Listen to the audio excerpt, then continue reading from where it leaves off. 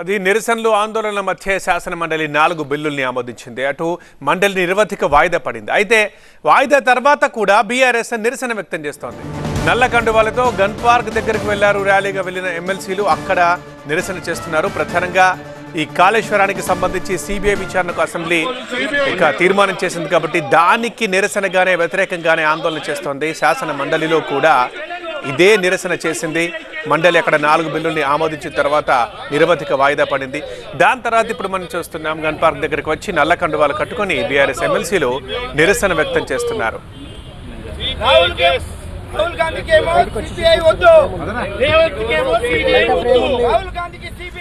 Senior correspondent ఎల్లేందర్ అక్కడే live లో సిద్ధంగా ఉన్నారు గన్ పార్క్ దగ్గర. ఎల్లేందర్, ఏమంటున్నారు ఎమ్మెల్సీలు? ఒకవైపు బీసీ బిల్లుకి సంబంధించి అడ్డుపడుతున్నారంటూ మంత్రి పొన్నం ప్రభాకర్ తీవ్రంగా విమర్శిస్తున్నారు. నిరసనల మధ్య బిల్లు అక్కడ ఆమోదించారు. అయినప్పుడు బీఆర్ఎస్ ఎమ్మెల్సీలు ఏమంటున్నారు దీనికి సంబంధించి? రైట్, బీఆర్ఎస్ ఎమ్మెల్సీలు ఒకటే విషయం చెప్తున్నారు. కాళేశ్వరం విషయంలో ఏదైతే వరప్రదాయనిగా ఉందనుకున్నటువంటి కాళేశ్వరానికి సంబంధించి అక్కడ జరిగినటువంటి చిన్నటువంటి తప్పుకు ఎందుకు సిబిఐ ఎంక్వైరీ వరకు వెళ్ళింది. రాహుల్ గాంధీ సిబిఐ ఎంక్వైరీ వద్దంటారు, కానీ రేవంత్ రెడ్డికి సిబిఐ ఎంక్వైరీ కావాలంటున్నారు.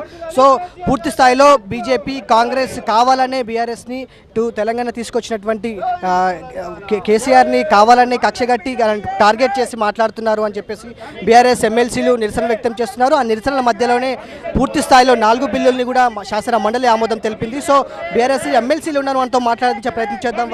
వాళ్ళు ఎందుకు ఇంత చేస్తున్నారు అంశానికి సంబంధించి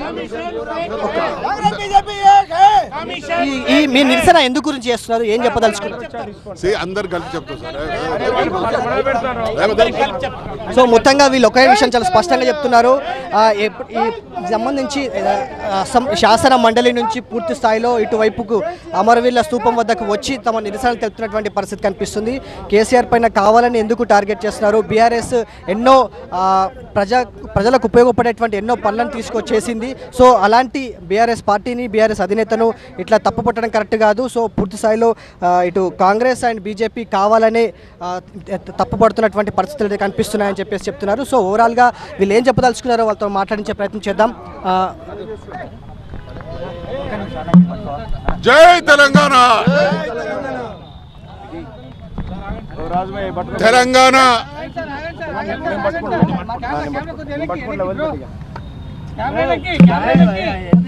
తెలంగాణ రాష్ట్రాన్ని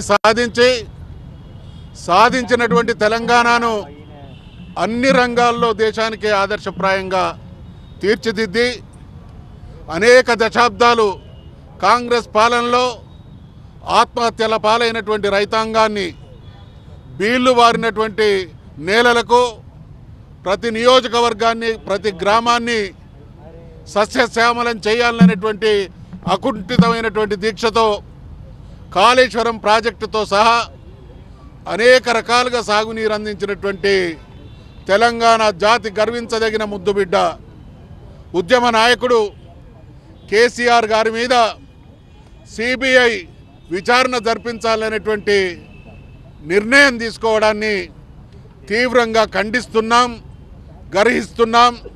దాన్ని చీకటి రోజుగా అభివర్ణిస్తూ ఉన్నాం.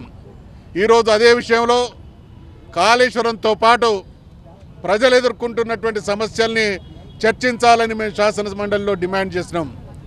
గడిచిన రోజులుగా జరుగుతున్నటువంటి చట్టసభల సమావేశాలని మీరు కూడా నిశ్చితంగా గమనిస్తూ ఉన్నారు. ఏం జరిగింది, ప్రభుత్వం ఎంత కుట్రపూరితంగా, ఎంత దుర్బుద్ధితో, ఎంత కక్ష సాధింపుగా ఉండడానికి చట్టసభలు జరిగినటువంటి తీరే నిదర్శనం.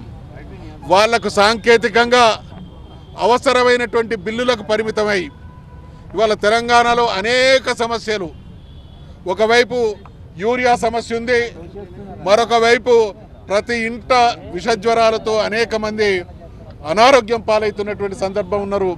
విద్యార్థుల సమస్యలున్నాయి, యువకుల సమస్యలున్నాయి.